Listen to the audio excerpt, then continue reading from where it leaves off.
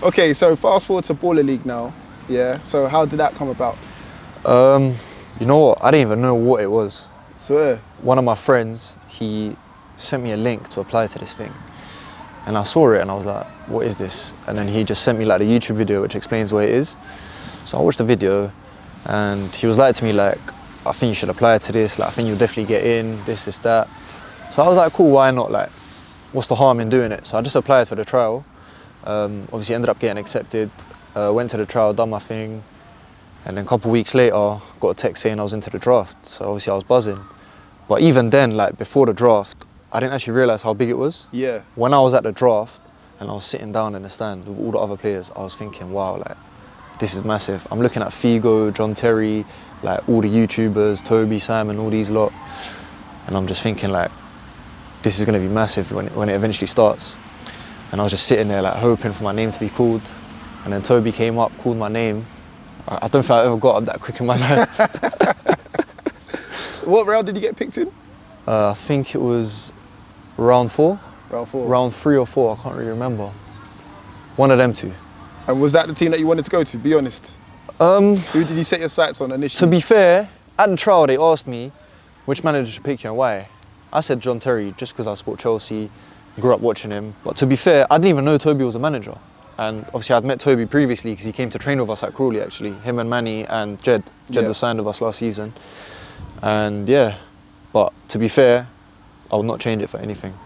I feel like Toby's the best manager there in terms of like, on the outside when you look at him, he looks very calm, like reserved. Obviously on the side, sometimes he's shouting and stuff, but it's just a passion. Like, I don't think there's a manager in Baller League that wants to win the whole thing as much as he does. Yeah. So to be fair, like, I'm happy John Terry didn't pick me.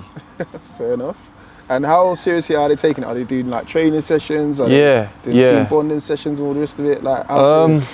Team bonding, I think there's been one thing we done, but training has just been every week. There's been a few weeks, obviously, due to availability, we haven't been able to train. But I feel like with the boys that we have, it's like everyone knows what's needed of them. Everyone works hard for each other. I think we've got the best balance as a team in Baller League. Like, there's a lot of guys on other teams that are good individual players and they want to do their bits for themselves. But with us, it's like, cool, I'm going to work hard for the person next to me. I know he's going to work hard for me. And I feel like that's why we had such a good run. And even with the Pepsi pressure point thing, like no one's as good at it as us. So that's really helped us. Obviously, we've got 3 points off that alone. And it's like we made up for the loss in the first week. Obviously, we lost the other day, so now we need 3 more. Yeah. No, you've done well so far. And like you said, about balance, because you've got a good blend of like small-sided experience, ex-pro experience, and Henry Lansbury and stuff like that. So, I rate your team. And I think I'll pick you guys to be like top 4 at least. Yeah, I hope so. We'll see. Definitely. So again, we're in week 8 now. Well, week 8's just gone. Yeah. Talk me through like the past 8 weeks, how it's been in terms of the results. You said you lost the first one, lost the last one, but talk me through the results. We lost the first game, and I think it was just a mixture of like getting used to the actual football because it's completely different to what a lot of people have played. I think it was a mixture of getting used to that, the actual environment. I think a couple people were nervous, obviously being in front of that many people, cameras, lights, whatever. And yeah, I think after that game, like I said, they interviewed me on Monday and I said this, we went back into the changing room and we was like, we felt what it's like to lose now. Like, we don't want to feel this again. Now that we've got that out of the way, let's tunnel our vision to just winning, collecting points. And I think we've done just that, because then we started like rocketing up the table. We ended up in first. We were second for like 2 weeks in a row. But yeah, I feel like that really helped us. I think that first loss, we needed it, because I feel like a lot of other teams won in that first game, and then they started getting a bit like cocky, started like taking their eyes off the actual prize of the whole thing. Because it's a long game, like it's 11 weeks, like let's be real, no one's going to win every single game. So I feel like that loss really helped us like to sort of focus on what needs to be done and how to rectify things and get to where we are now, so yeah. And even some of your players are coming into their own more recently, like Henry Lansbury, like those past 2 goals that he scored, those 2 free kicks. Ridiculous, that guy's a joke. I tell everyone that guy's a joke. Like, what's he like? Just proves that age is just a number, really. Like, when you're good enough, you're good enough. Like, him, he's one of them players that you don't need him to run around and be a rat. And if you watch him, he's very smart with his tackling, with his passes, like with his movement. he doesn't really need to get around too much, which helps him obviously reserve his energy. But when he gets that ball, like, you know he's going to make something happen. So when he gets that ball, I'm just looking where the space is, because I know all I need to do is make the run and he's going to see the pass. So it's good to have someone like that in your team. Who else you got in your team? Montel, of course. Oh, Montel, man. I actually really rate that guy. Like, obviously I'd never seen him play before, and then we had our first training session. I was like, oh, okay, cool. Like, this guy's got a bit. And then after, like, as we kept playing week in, like, I just saw, like, this guy's actually really good at football. Like, he's not just a defender. He can get the ball, he can carry it. He won us the prime time. Like, that 1 week we didn't have him against M7, we really missed him. Yeah. We ended up drawing, obviously, but like, I feel like if we had him, we would have put the game to bed from early. Yeah. Because he's like, he plays at the back, but sometimes he also plays in the middle. Yeah. And I feel like in the middle he's really good because he's got the football IQ where he knows when to spot a mistake and he knows when to step. If you see, he's got like 2 goals just off intercepting a keeper's pass and just going to tap it in. Yeah. Like, it's dangerous going forward, man. I remember that lob goal that he scored as well. Yeah. That's the thing I like about him as well. Like, he scored 2 goals like that game, and it's just like he doesn't stop, and that's exactly what you need. Like, he didn't score 2 beautiful goals, but if he gets in the net, it doesn't matter how he gets in there. Exactly. Like, he just kept going until the ball was out of play or in the goal. Ended up getting 2 goals, so it's good. And then you had your moment as well. Yeah, had a couple moments, but like I said, like, for me, I don't really care. One-on-ones that's your baby, innit? When I seen you on that, I was like, come on, man, it's just a wrap, man. It's a wrap. For me, it's like, it's good to have that feeling where obviously I'm scoring 4 goals, helping the team win. But at the end of the day, all I care about is 3 points. Like, I don't care if I don't score and everyone else scores and we win. That's what matters to me. I would rather that happen than me score 5 goals and we lose or draw. Like, at the end of the day, it's a team game. It's not about individuals. Like, so for me, the most important thing is that we stay in that top 4 and we push for first place. And then at the final 4, we just win the whole thing. During those 4 goals, like, did you feel pressure? Like, nah, not at all. Not at all. Because remember, you're up against the clock. Like, there's a crowd around you. Nah, not at all. Not at all. So, got the ball, and I'm just like, cool. Like, that's the goal. Every shot I took differently. Yeah. There was like 2 that I just rocketed. There was 2 that I like side-footed top corner. So it's like, depends how the ball's set. But what I do, my first touch, I look up straight at the clock. Yeah. I see, cool, I've got 14, 13 seconds left. Start dribbling slowly. Obviously, got to make sure the ball keeps moving. Start dribbling slowly towards the circle. And then I make sure I have a good set. And then once it's set, like, you've seen it at Trent Park. Like, there's no stopping it. You know, people try to say he's got all left foot, yeah? Nah. All left foot, yeah? No chance. Tell him check the Wembley Rangers goal. Hey, you know what I'm saying? But yeah, so yeah, you came in clutch there, man. And again, just it's nice to see, because I see like there's a lot of players that are not standing out as much as you think they would have stood out. Do you know what I'm saying? Like, but yeah, it's nice to see, man. Would you say, here's one for you, would you say you've got like the most lethal left foot in the league, man? Without a doubt. Yeah? That's not even me being cocky. Like, I just think it's plain and simple. Like, everyone can see it. Yeah. I don't even think it's up for debate. Like, because your stats are speaking for itself. Like, you know what I mean, like, where are you in the table in terms of goal scorers? I think you're up there, innit? Second. Second? Yeah. Yeah. Chasing Brian Lee. I'm coming for him. Yeah. He's lucky I didn't play on Monday. That puts me back 1 game, but I can still do it, I'm telling you. Yeah. Second, okay. Because there's, you in there, obviously Brian Lee's in there, Tyler Witness is in there. I'm in from Trebles in there as well. He's got like 7 penalties though. You're trying to say he's a pen merchant, yeah? Hey, I'm not going to say nothing in it, but... Hey, goals are goal, man. Goals are goal. Yeah. But, okay, so you think you're going to finish top 4 then, yeah? Yeah, hopefully. I think like with the team we have, we should, like, without a doubt. Yeah. It's just about locking in, obviously cleaning up on the little mistakes we've been making and just being ruthless. That's one thing we don't do. Yeah. We need to start killing off games early. Like, I don't know if you saw MVPs versus Santan on Monday. There was like 4-0 up in 5 minutes. Jesus. That's what we need to be doing. Like, so that when you get to the game changer, the game can't really be changed. Like, it can't really affect you. Yeah. Because then when you get to the game changer and it's a tight score, that's when you actually have to lock in, because anything can happen. But if we get to the game changer and we're like up by like a 4-goal difference, let's be real, if we just ride it out for 3 minutes, can't really lose. Yeah. So yeah. Who's been your wildcards that come in? Nash plays for Tamworth. Right. We had Brad, I think that's Curtis's boy. Yeah. I think he plays for SC Dons or something like that. I don't really know. Oh yeah, cool, Baiteze, of course, yeah. We had another Brad. He came for one game. I think that was last week against RTW. Oh, is that from Under the Radar? I think? Yeah. Okay. But yeah, I'd say my favourite has been Nash, to be fair. Yeah. Yeah, I really like Nash. Me and him got a good link up. The first few weeks where he started coming, I think he scored like 3 or 4 goals in like 3 games.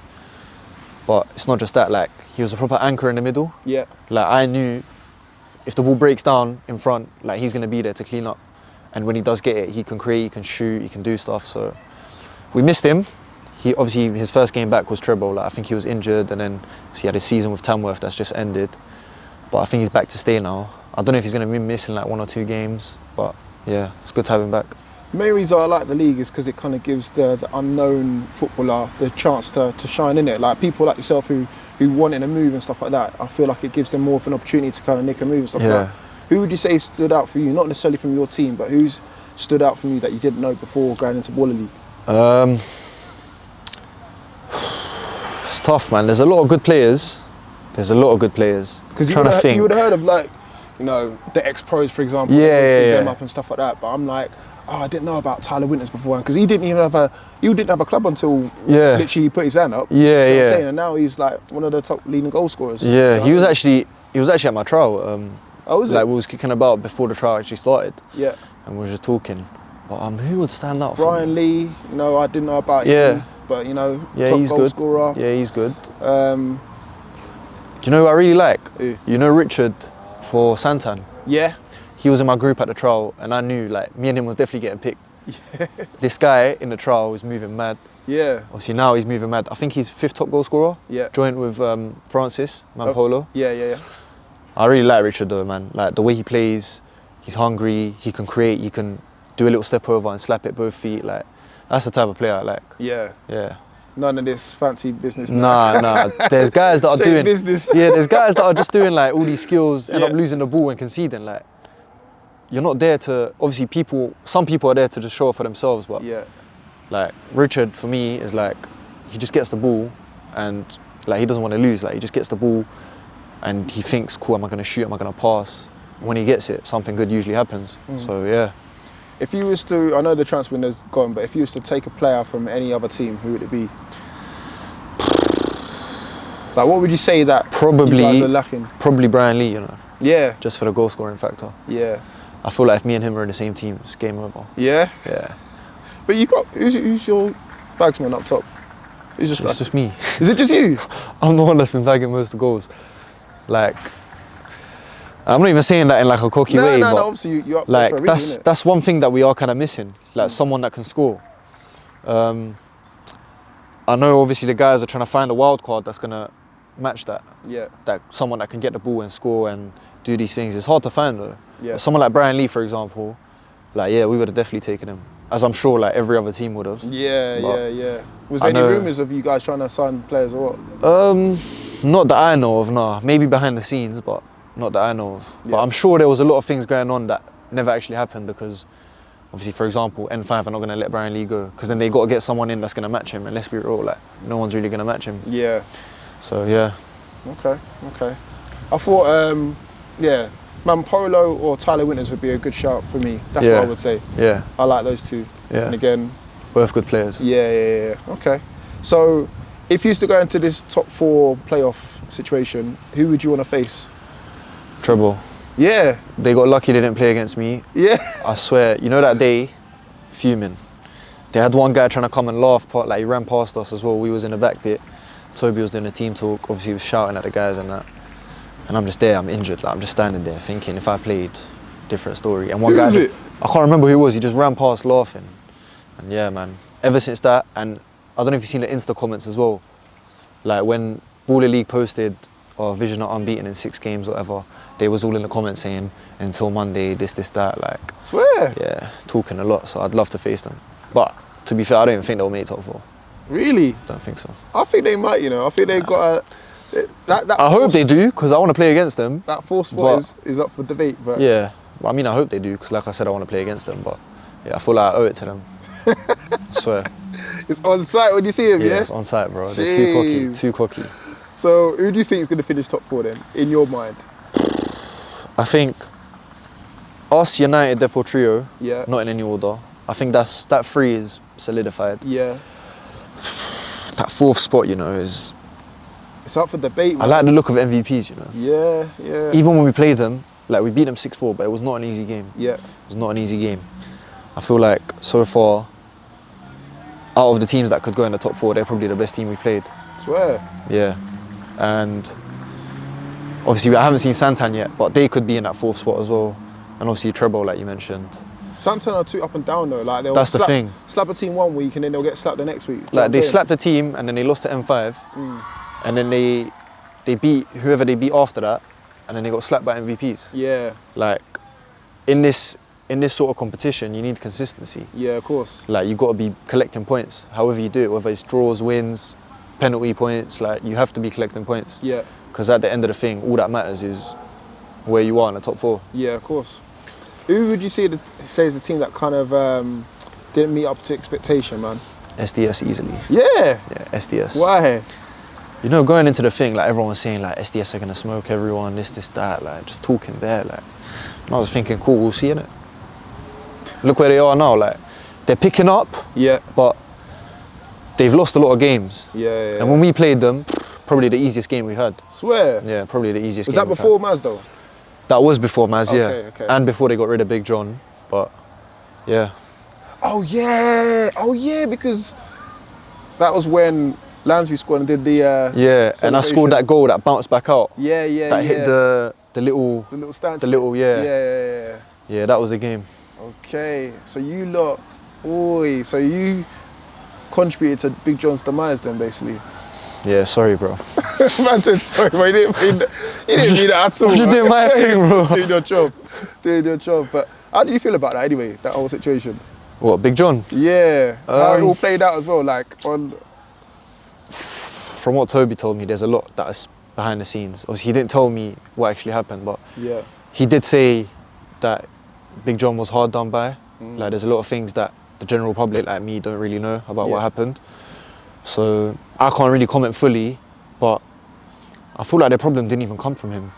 Like, I just think the team wasn't as good as they thought it was going to be. And that's why they started making all these rash decisions. Like, they fired their, coach, got rid of Big John. I don't know, I feel like in their heads they thought, yeah, like we're going to breeze through this. Like, everything's unexpected. Yeah. I think the main thing is that like there's a friendship that's now ruined now, innit? Just off the back of that. Probably from both sides, but you know, they was mocking him on camera and stuff like that, calling him Joe Nana and stuff like that. Yeah.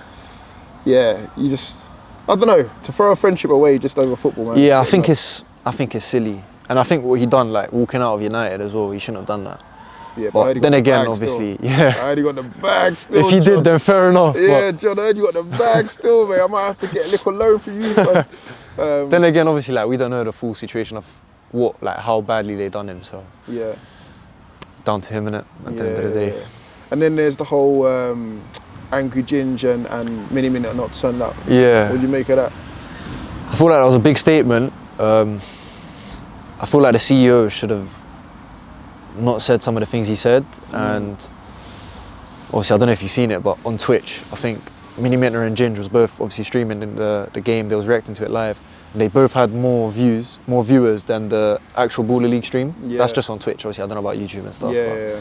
That just shows like it's the power that they got, man. Like without content creators, I don't think like this Baller League thing wouldn't be as big as it is. Nah, of course. Because as much as it's about the players, it's also about like the people, like the coaches and all these things. Like, there's a lot of like, obviously you've been there. Like, how many kids do you hear shouting Ginge, Ginge, Ginge? Like, you see all these kids in United tops and all these things. Yeah. People shouting Mini Minter, Toby. Like, that's like kind of the product of the whole thing. So it makes sense. I mean, look, there's a reason why you got him involved. There's a reason why KSI is the president. Do you know what I mean? Like, the numbers that they bring is phenomenal. And compare that to like the ex-pros, like that's not the sort of audience that they're trying to go for. The ex-pros is like people of 40 years and above, where you're trying to go for that Ginger's demographic, which is the young kids as well. Yeah, exactly. Do you know what I'm saying? So with them and, you know, some of the influencers that are involved, like PK, Humble and stuff like that, those are the people that you want to keep on side. Yeah, exactly.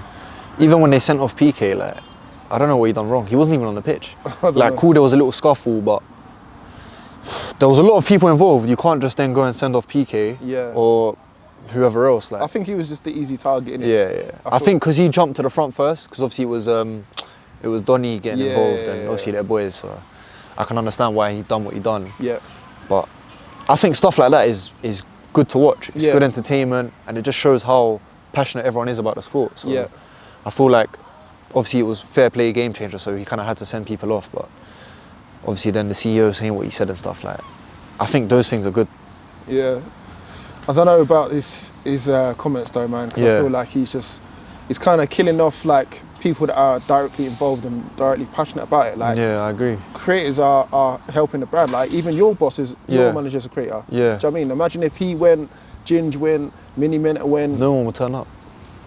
No one would turn up. I don't even think they sold out for the Monday that's just gone, because obviously Mini Mentor and Ginge didn't turn up. Yeah. I don't even know if they sold out. I could be wrong, but obviously when people like that are not there, like, you could see on Instagram and on TikTok comments, like, there was people saying, oh, I've bought tickets for my kids, they wanted to see Ginge, now he's not turning up, I want a refund, this, that. Like, it just shows what people are coming for. Obviously they're coming to enjoy the football, but they're also coming to see some people that, like, they watch at home, or people they look up to. So it's not good what he said, but obviously it's his kind of brand. He owns Ball League or whatever, so guys like me and you can't really say anything. So what can we say, man? I feel like with Germany and England, football is completely different. In terms of, like, in England, everyone grew up playing like that sort of game, like six-a-side, like Power League, like where we are now. So I feel like a lot of people are really, really, really passionate about it, which is where that sort of like passion comes out. Sometimes not as good, where people are like having scuffles and whatever, but you can't stop it. Like, it's always gonna happen. And I feel like with him coming out and saying what he's saying, like, it's just gonna ruin the way the Ball League actually is. Because I feel like it's been really good and it's been getting better, like, every week in terms of the quality of the football, like how enjoyable it is to watch and all those things. So just don't want him to come and kill it